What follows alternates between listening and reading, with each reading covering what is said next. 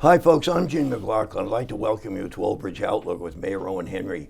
On this program, the mayor has the opportunity to chat with you about things taking place in the township and to introduce you to people making things happen in the township. And today we're delighted to welcome our special guest, Superintendent of Schools, David Cittadino. Superintendent, welcome and thanks for coming out. It's great to be here with Gene and Mayor Henry. Good, thank you. Superintendent, if you just give me a moment. Mayor, how are you doing? I'm doing well, Gene. Thank you for having me again. Good. Maybe a couple things since last we met. I see we have 5 new police officers. 7. 7 new police Since officers. then, yes. 2 more have come on. Okay. We've made promotions. My commitment to Right. public safety in this Right. town is priority number 1. Right. No one wants to live in a town that's not safe or they don't feel safe in. Right. So, it's important that we maintain a response time as our town grows. Yes, sir. We need to be at your doorstep in less than 2 minutes. Really? So in Is order to that do the- that, we need more. Yeah. We need additional resources. And with the promotions and the expansion into the school system, with the special 3s, we needed additional supervision. So we created another sergeant position to oversee the special 3s and 2s, Okay. which go into the school. And we also have an additional captain now to oversee that part of the detective okay. bureau, which also handles the school security. Mayor, there was a talk about getting a full quota of police. Are we there now? We're almost there, Gene. Yes, we're almost there. That's a priority of mine. Right. In 2020, hopefully. Okay. I'll be the mayor to max out at the number of officers we're allowed to have, and then go to the council and have them change the ordinance where we can have additional officers. That would be Because, great. as I said, as our town grows, we need to maintain Yeah, response more time. resources, yeah. Yes, we need more resources. Okay, thank you, Mayor. Mayor, road repaving, resurfacing. Yes. We talked about that the last time. I see a lot of advances around town. Every day I come to the office, I pass a road that's getting paved. I see Yeah. the cones up, Yeah. and a lot of asphalt going down in the town, Right. both on our local roads, our county roads, our state roads, Route 18. If anyone travels Yeah, Route yeah, 18, yeah, I've seen they that see too, the amount yes. of asphalt and the road reconstruction. So we thank the state DOT for that project, which was Yeah. long overdue. 34 was just repaved by the state. Right. And I think 35 also. So our state roads that pass through Old Bridge have all been resurfaced. So we're in business. We're Big time. been slow down on those smooth roads. Okay, good. Thank you, Mayor. Mayor, one last thing. We have Old Bridge Day coming up. Huh? What are the plans this year? Well, as always, Ian, it's probably one of the best days that we have. I enjoy it Right. the most, meeting all the people that come. We get a good turnout. Hopefully, Every we'll year. have good weather, as we have over the last couple of years. A lot of vendors. It's a time for the community to come out, and they do. Calvary Church comes out and sets up that Yes. whole parking lot. Yes. And it's a great opportunity for people to come meet me. I'm Right. there, and we can talk about any issues they're having. Mostly I get compliments Yeah. for what we've been doing, what Yeah. we've accomplished over the last 7+ years. I'm looking forward to it. Good. Okay. And now, Superintendent, if I may turn to you, I don't want you sitting there without saying anything. I hate to bring it up, but the year began for you sort of on a grim note, huh? With the state dropping an unpleasant bomb on you, huh? Yeah, so last year we had the unfortunate situation where state aid was cut from us after we adopted a budget. Yes. We adjusted, we cut back in costs, and at the end of the year, I'm putting together this year's budget for the 1920 school year. We have reduced some positions everywhere from the administrative ranks to the classroom ranks and even into the cafeterias. But we did so, with the idea of being more efficient in the way that the state's requiring us to be. And we didn't want to eliminate any programs. So Yes, it was sir. a tough mix to do to, people come to this town for our schools is one thing, and a great place to live, and as a safe community. So we wanted to have all the programs in place. So where there was reductions in enrollment, we were able to do so, and hopefully doing so in a way that doesn't limit our students' opportunities to be in any programs. Where do you start sorting through your priorities in a situation like this? You had to reduce, or you were going to get reduced like $12 million. Where do you start with your priorities? Was it closing Cheesequake, eliminating people? Where do you start this? Seems like a monumental And the tough part is, as we talked about a little off camera, that that number seems to be fluid from the state. So they originally told us we would lose $12 million over 7 years, and then when they gave us this year's budget projections, it's $15 million over 7 years. Wow. And there's not even a way to adequately plan for it because the multipliers that the state uses in their algorithm are, they're not transparent or open to say, okay, here's your enrollment, here is your ratables, here is the tax base, and go ahead, go plan for it. So you just kind of have to wait for their numbers and what they're projecting. So where do we begin? We began looking at, first and foremost, we're an academic facility, Yes, sir. institution, so we have to look at our programs and make sure we have every opportunity for students of all abilities to be successful. And then we look at our co-curricular activities and make sure that we have programs in place that allow our students to flourish and have talents, whether it be in the arts, the athletics, and also academics, and our co-curricular activities there. And we want to make sure that we can staff them. Right. And we look at where we can eliminate some staffing because of either lower enrollment or just because we have to, and change the way we've done things from the past, and we act that way. Just going forward, looking at numbers going to this year, 10 years ago we had 50 more full-time employees than we do now, and that's taken place over time. We've just reduced positions, and in certain areas our positions grow because of special education and so forth, and you need to have more staff for less students in special education because you can't go up to 22, 23 students in a class there, and we're bringing more of those students who used to be educated outside the district home to Old Bridge to give them an opportunity to learn here in the least restrictive environment, and that has a cost.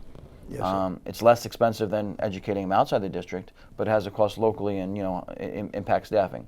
So you see some increases there in special education, decreases in general education, where we are about 12 sections less in elementary classrooms than we were last year, just because there's lower enrollments in that area. I'm not the person to tell you why people are holding on to their houses more and not selling them, and people who aren't having children anymore. So that's impacting our enrollment going down, and obviously there's new developments going in here and there that impacting certain sections of town. But overall, we have less students, probably like 40 to 50 less students this year than we had last year. Okay, thank you, Superintendent. Mayor, as the chief executive of the township, what do you think of this business of being, given numbers without knowing the background of these numbers? The state's sort of stacking the deck, aren't they? Yeah, it's very, very frustrating when you're dealing with what you don't know what you're dealing with. Yeah, that's where it. your cards don't have, you Yes, get sir, dealt yeah. cards. What Right. are they? And we've been to Trenton a number of times, and they're so frustrating after we leave these meetings. Really? Because you just, you almost feel like you would have been better off staying home and having a strategic meeting at home and coming up with some answers. So you go to Trenton, all you do is get more questions, I think. Really? Otherwise, when you leave, Wouldn't it be in those their meetings. best interest, though, to share the data? Totally. I don't think Trenton knows, Gene. I really don't think they know.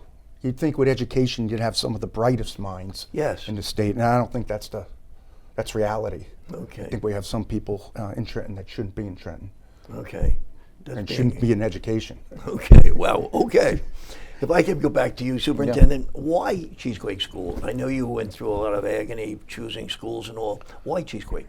Well, when we met with state officials, they kind of pointed us direction of other districts who had cut back on the number of schools as enrollments went down, and then we looked at a site assessment that I had requested even long before this, about 3 or 4 years ago. We had a site assessment of all our schools, and looking at that, the facility itself, its age, its location, it's right there on Route 34. Right.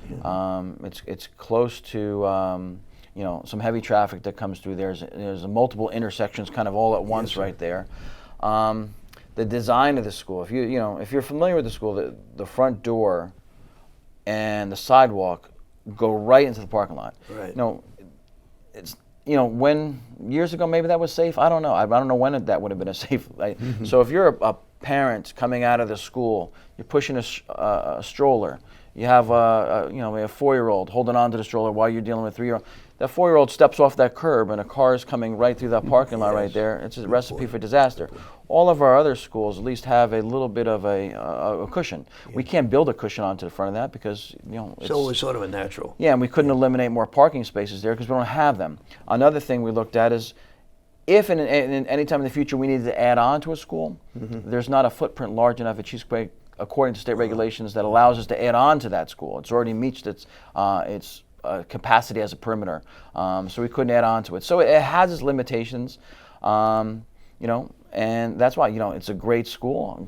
The people who go there, the students who go there, the staff there were National School of Character, Yes, sir. National Blue Ribbon School. Please trust me. Last thing I wanted to do was impact the National Blue Ribbon School, but looking at the structure of it, how it didn't really serve the future of the district. I think that was why the decision was made. It was a tough decision, many meetings going over that. But I'm confident that the students that are coming out of there and the staff and the parents are going to add to our blue ribbon status across the district, and those students are going to go in, and we're going to keep on growing as a district. I mean, one of the things I'd like to point to, and in 2009, I think it was, our best measure, like looking for outside, whether it be New Jersey Monthly Magazine, rated Old Bridge schools as number 214th in the state. We were at just over 300 school districts in the state at the time. Right. That's kind of low. I mean, we should be higher than that. Yes, I would think. Our latest measure, biometric, niche.com rated us as the 54th best school district in the state of New Jersey, and the top 5 in the county. So that growth has happened because we've all, from the township and the mayor's office, my administrative team, my teachers, my parents, students, we've all committed to having excellence in our schools. And to go from 214 to 54 in that short period of time is quite impressive, and we're proud of that. Okay, thank you. Where did you disperse these students from Chesapeake to? How many students were there, and how many other schools? So you're looking at just over 250 students. Then they went to Memorial School. They'll be reporting to McDivitt School, Madison Park School, and Shepherd School. Okay, and they were integrated pretty seamlessly. We had a plan in place where they actually went and they met with the before schools closed. They had a transition day there at all of those schools where the students there, the staff there welcomed them with open arms. We did it all one day. They took buses to their original Chesapeake school and took buses there. Had an orientation, kind of a celebration. We can't wait to welcome you. Obviously, no one likes change, and we wish we didn't have to make it, but kind of our hands were forced here, and I'm confident that everyone will transition. Some will transition easier. Some will transition and take it hard. But our students are resilient, and they're going to come through this, and we're still going to maintain a great program for them. Well, I'm sure you will, the way you've been going, Superintendent. Bottom line, what was the attitude of the parents with all this? I think, initially there was some shock and, dismay at the information. We started looking at it, when we were first notified in July, we're kind of, we were in shock ourselves, I mean, this funding formula has been around since 2009, but it's never been enacted, Or explained. or explained as well, Right. And there's tons of formulas out there that, that are equally would have just as much a devastating impact. One thing I'd like to point out, there's a pension formula that's out there that school districts would have to, we already contribute to the non-certified employee pension, but there's a law that says that school districts shall contribute to the certified staff pension, but it's never been enacted. If they turned around tomorrow and said, we're going to enact this, it would wipe out the budgets of school districts across the state. Wow. So we have that problem, and you can't budget for something that you don't know if it's ever going to happen or not. Yes, sir. Because you need that money to spend on the current students that you have. So in this type of situation, we were notified that they're going to enact a 2009 budget process, a funding formula, and we had to respond to it. And where we stand now is that we've responded to it. We have a plan ahead. We met with legislators in Trenton. We've several times, and they've told us they're going to work during the lame duck session to try to fix what they call an what do they call it? A unintended consequence of the funding formula. Old Bridge is an unintended consequence. They recognize we're doing great things. They recognize that we're funding our schools, and we're giving a very effective education. But they didn't intend to have it impact us to this level because they're saying we're not charging enough locally on state school taxes. I'm sure the people, the residents who are here would beg to differ, but there's a limit on how much we can go to. We can only go to 2%. Right. At 2%, we'll never meet the 15 million they want us to fund locally to be at the levels that we're at. So it puts everyone from the taxpayers here to us as leading the charge in education in a very difficult situation. Okay. Thank you, Superintendent. If I could ask you to hold your thought for a moment. Folks, we're getting ready to take a break right now. We're talking with our Superintendent of Schools, David Cittadino. We'll be back in a moment to pick up the subject.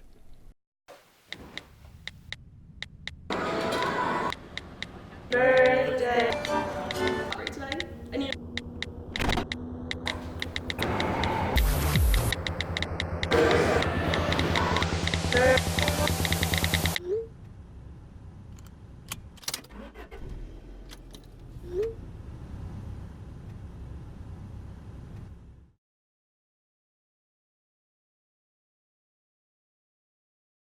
Hey, you. Yeah, you. Getting that college education? What are you gonna do? Graduate and take some office job? Be like everybody else? Or will you dare do something different? Like, be a teacher. You could be my teacher. You got the skills. The smarts? Yes, you. You could be the teacher I never forget. That'd be cool. Does that corporate job even have recess? What are you gonna make of yourself? What are you gonna make of me?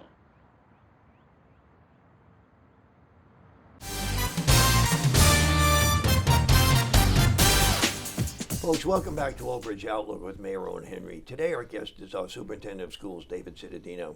Superintendent, before we went to the break, we were talking a lot about what's going on with all your planning and funding problems. Maybe we can turn the subject matter a little better direction. One of the other things we've talked about in your other appearances is school safety. It became a big issue a year or so ago. Right. How are we doing on that now? I think we have one of the most aggressive programs to keep our students safe, Really? and I wouldn't have it any other way. You know, some people might say that you're over the top, but when something happens, you're going to say you didn't do enough, yes, Mr. Superintendent. How come you didn't have something here in place to and you can't, Old Bridge doesn't have a perimeter that protects it from evil. If someone wants to do evil, they're going to find a way to try to do it, and we just have to do our best to kind of predict that and have a measure in place to eliminate it or eradicate it if they try. We have a great shared service agreement with through the mayor's office, the council, and the Old Bridge Police Department. I don't think any district and police department has a better relationship. I have almost daily conversations with our Sergeant SRO Tommy Montagna. We talk about what's our concerns for the day, what's our concerns going forward, how do we meet these concerns, and like I said, anything can happen. Yes. You just have to be your best to be Right. prepared for it. And I don't want to be standing in front of a news camera one day and say, I didn't have a plan in place. Right. We have a plan in place. A lot of the things that we do are not just the stuff you see, the perimeter, the increased policing, because we have a police officer assigned to every school.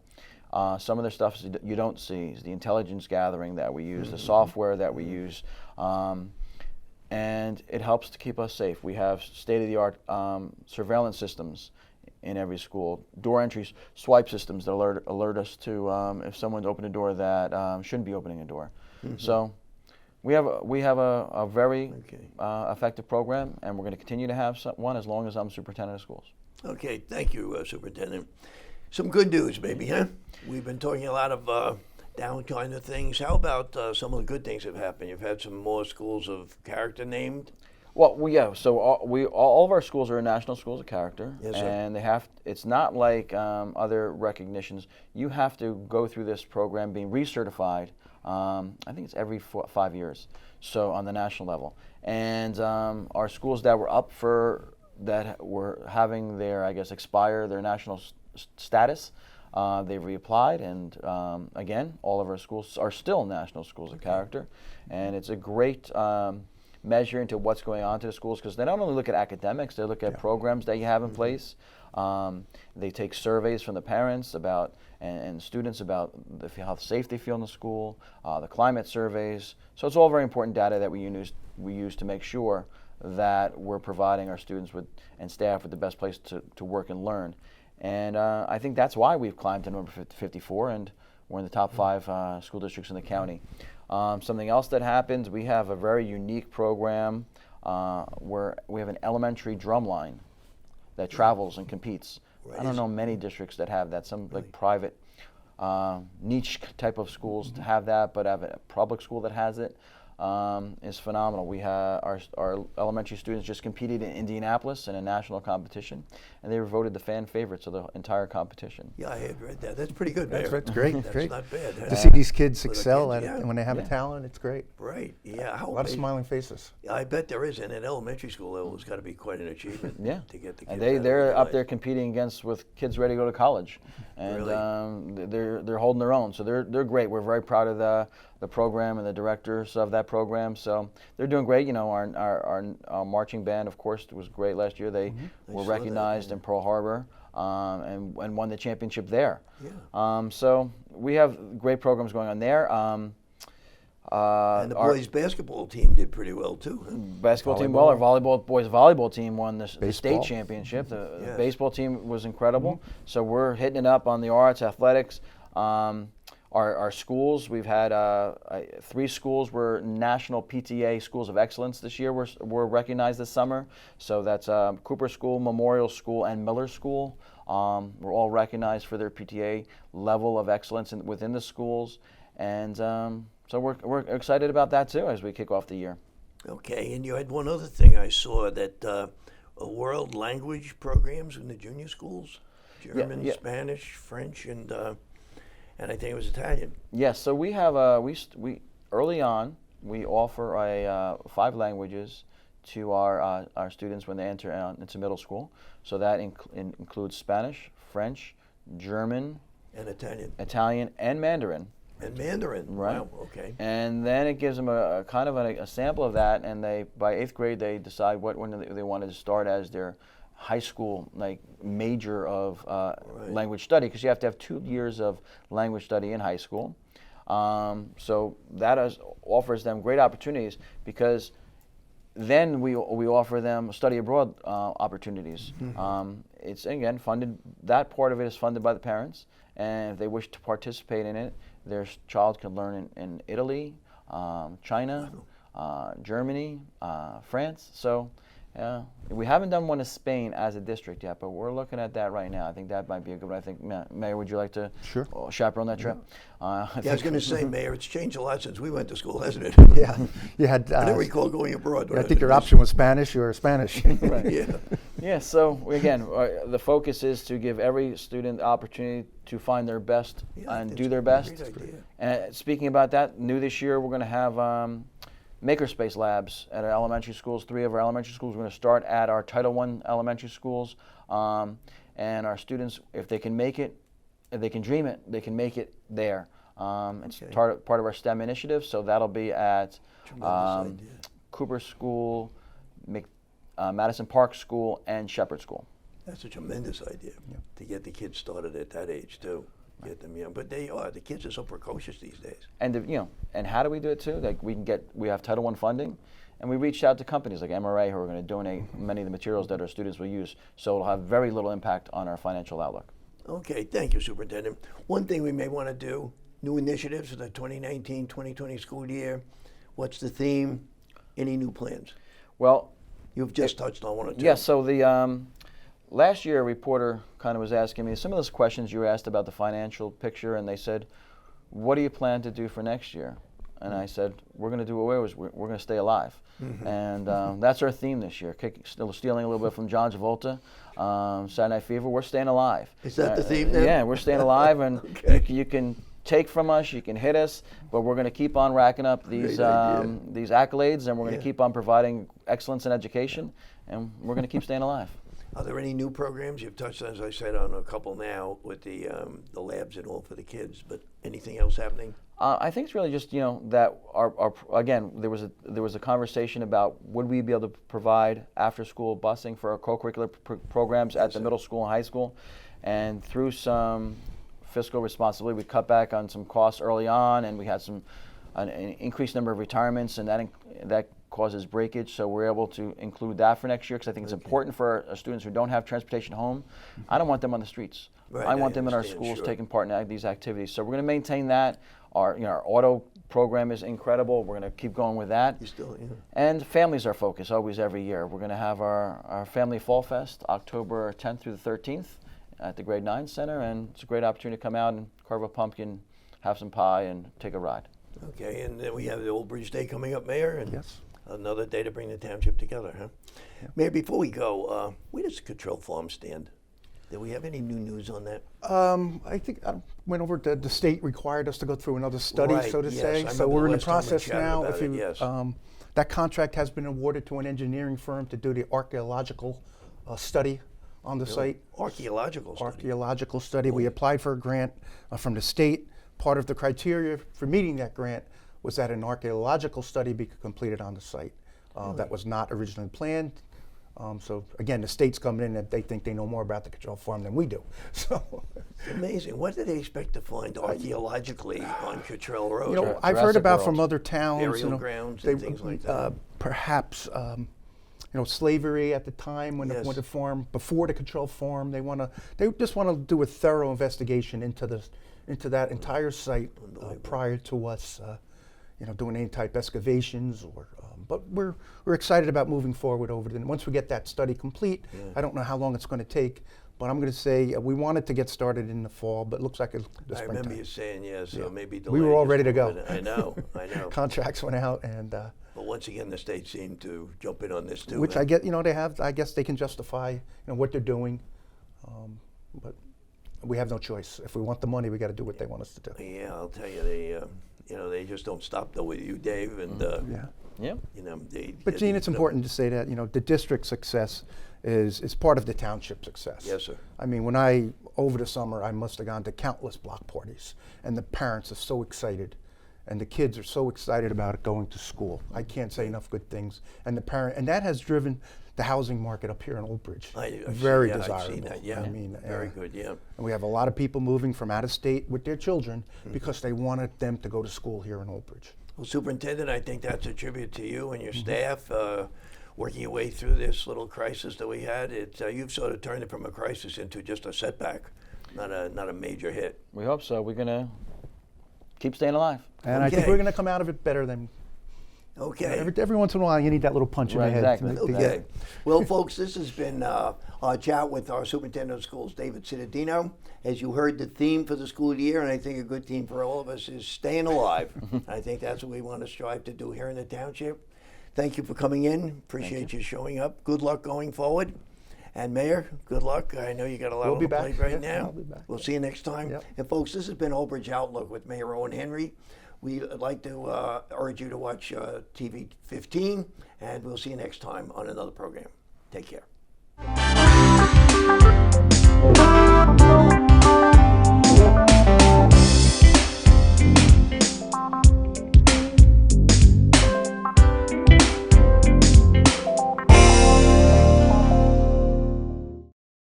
Ever wonder how the deep blue sea looks to the marine mammals that call it home? With a little help from this bio-inspired camera that mimics the eyes of a mantis shrimp, we can see the same polarized light they do. The Mantis Cam takes advantage of how light bends when it passes through the surface of water and bounces from particles and water molecules. But that's not all. Researchers are using this camera to collect polarization data from all over the world. The data is helping researchers better understand how the polarized light that sea creatures see might actually help them navigate.